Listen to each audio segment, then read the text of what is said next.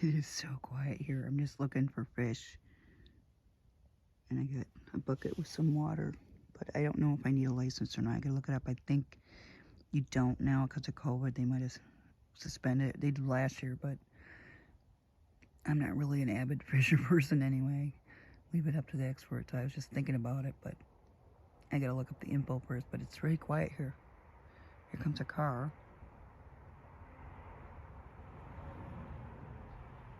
There it goes. You can hear cars for a long way away here. I'm just gonna be quiet and you can listen how quiet it is.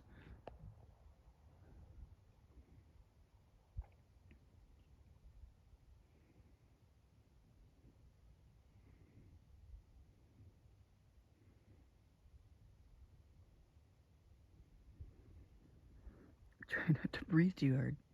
Look at it.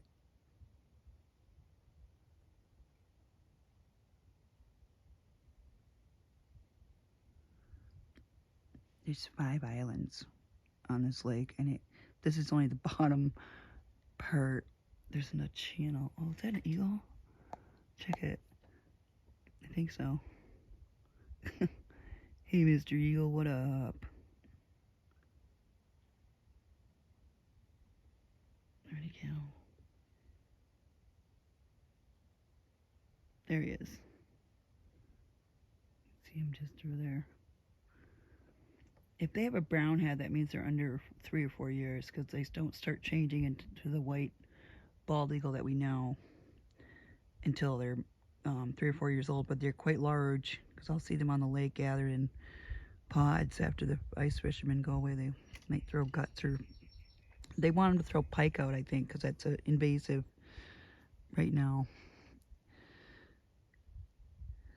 So I'll see them out over there, way far away. They do 3 or 4 holes with 5 to 8 birds, eagles, and a few crows around the hole.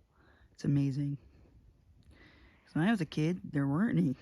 Then we had Rachel Spring writing Silent Spring because of things like DDT, and Congress tried to really get her. That was crazy stuff, you know? But there's a lot of Rachel Carson preserves in Maine. There's a big one in the southern part, but there's a couple others that are named after her, or she's got something to do with it, that we've been on walks on down east. Imagine that, though. It took this woman, a writer, to figure out, and she was the beginning of like the EPA, I guess. You can look it up. I used to have it memorized. But I'm just looking for fish, and the water's very clear. Look at it reflecting the tree above. That's a maple. And it's got buds on it. It's kind of hard to say. They're red, but it's difficult to see in this light.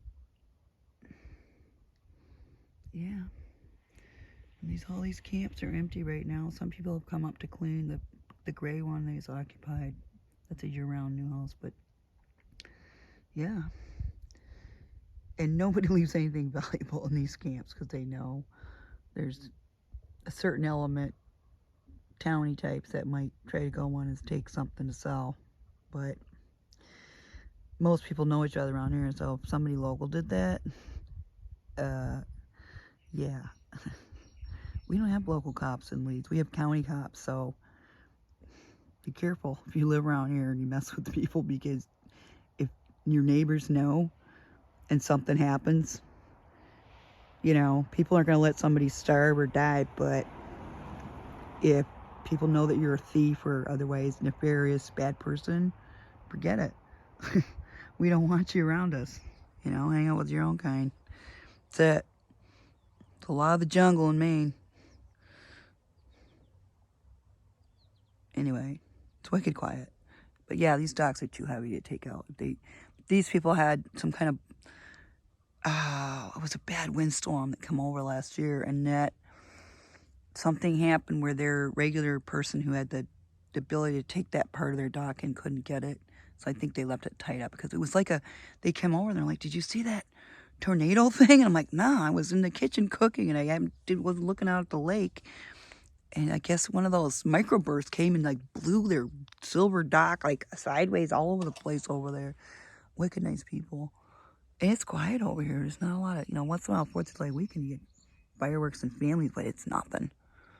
And there's no big fireworks show. You can see them across the lake over there. And some people take their boats up. But there's another channel right there. And that goes to the other part of the lake. Anyway.